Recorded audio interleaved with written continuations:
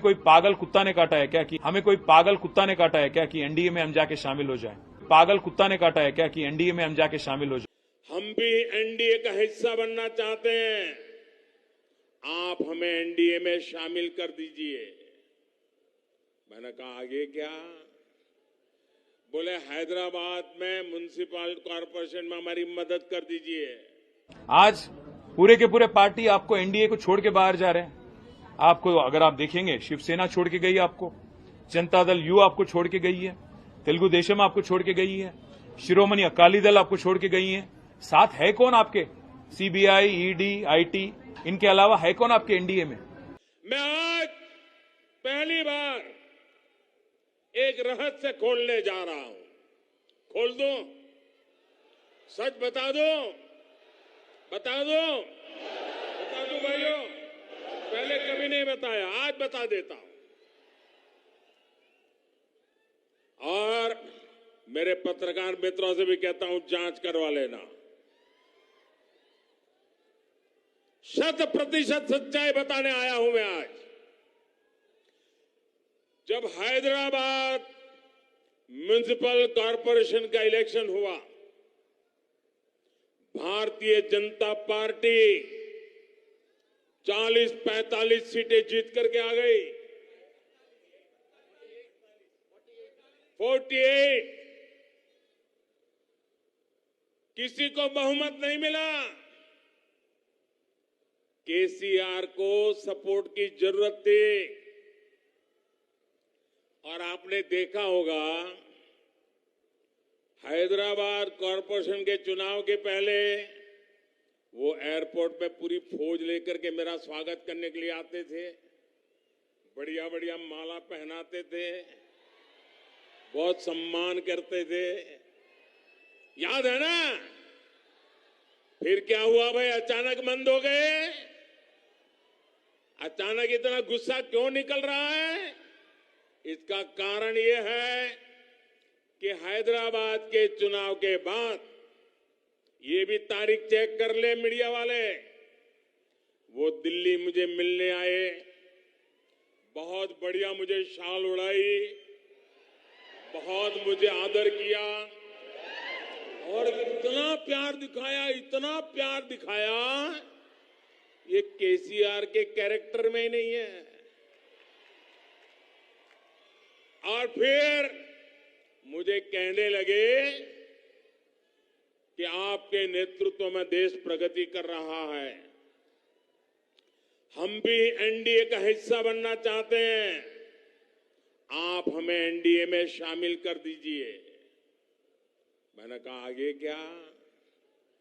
बोले हैदराबाद में municipal corporation में हमारी मदद कर दीजिए।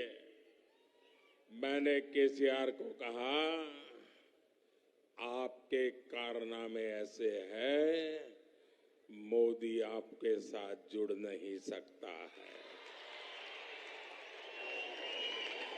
हैदराबाद में हमें विपक्ष में बैठना पड़ेगा तो बैठेंगे। केसीआर की सरकार हमारे कार्यकर्ताओं पर जुल्म करेगी तो जुल्म सहेंगे, लेकिन हम तेलंगाना की जनता से दगा नहीं कर सकते हैं। भले तेलंगाना की जनता ने हैदराबाद में हमें पूर्ण बहुमत दे दिया, लेकिन 48 सीट भी तेलंगाना का भाग्य बदलने की शुरुआत है। हमें कोई पागल कुत्ता ने काटा है क्या कि एनडीए में हम जाके शामिल हो जाएं? आज पूरे के पूरे पार्टी आपको एनडीए को छोड़ के बाहर जा रहे हैं। आपको अगर आप देखेंगे, शिवसेना छोड़ के गई आपको, जनता दल यू आपको छोड़ के गई है, तेलुगु देशम आपको छोड़ के गई है, शिरोमणि अकाली दल आपको छोड़ के गई है। साथ है कौन आपके? सीबीआई, ईडी, आईटी, इनके अलावा है कौन आपके एनडीए में? आज प्राइम मिनिस्टर ये मानते हैं अपने आप को कि वो बहुत क्लीन आदमी है और बाकी पूरा दुनिया करप्ट है। प्राइम मिनिस्टर को मैं याद दिलाना चाहता हूं, क्या हो गया हिमंत बिस्वा शर्मा पे जो केस था, आपके पार्टी में शामिल हो गए, केस गायब। हमारे यहां के जो एमपी हैं, सीएम रमेश और सुजना चौधरी, उन पे आरोप लगाए, केस भी लगाए, ईडी, सीबीआई, आईटी। क्या हो गया केसों का? नारायण राणे पे केस क्या हो गया? ज्योतिरादित्य पे, सिंधिया पे जो केस थे, आपके साथ शामिल होने के बाद क्या हो गया? और आप जब बात करते हो प्राइम मिनिस्टर साहब कि फैमिली पॉलिटिक्स, डायनेस्टी, मैं आपसे पूछना चाहता हूं, है कौन अनुराग ठाकुर? धुमाल के बेटे नहीं है? ज्योतिरादित्य सिंधिया कौन है? माधवराव जी के बेटे नहीं है क्या? है कौन जय शाह? कोई क्रिकेटर है? कोई बहुत बड़े कोच हैं? कौन है जय शाह?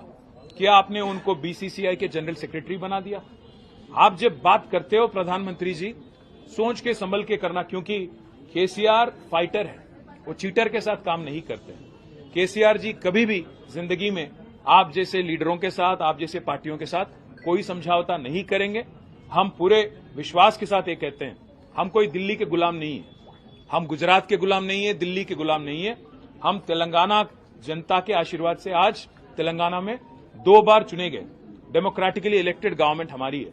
अगर आपको लगता है कि आपके डराने से, आपके चिल्लाने से, आपका गला फाड़ फाड़ के बोलने से लोग यहां पे बहक जाएंगे और एक बहकावे में आएंगे, तो यह आपकी नादानी है। और एक बात भी मैं कहता हूं, उन्होंने ये भी कहा कि हमारे चीफ मिनिस्टर ने उनके पास जाके परमिशन लिया कि मुझे चीफ मिनिस्टर बनाना था। मैं प्रधानमंत्री जी को याद दिलाना चाहता हूं, अगर हमारी पार्टी की कोई फैसला अगर लेना है तो हमारे पार्टी के विधायक लेंगे, हमारे पार्टी के पॉलिट ब्यूरो लेंगी। आपसे नो ऑब्जेक्शन सर्टिफिकेट लेने की क्या नौबत आ पड़ी है? हमें कोई फर्क नहीं पड़ता कि मोदी या बीजेपी क्या मानती है, क्या किसको देखना चाहती है। यहां पे तेलंगाना जनता आज केसीआर जी को तीसरी बार मुख्यमंत्री बनाने के लिए, चुनने के लिए तैयार है। आप कितना भी गला फाड़ लें, कितना कुछ भी बोल लें और कितने भी झूठ बोल लें, जितने भी सफेद झूठ आप बोलें, आप कुछ भी नहीं कर पाएंगे।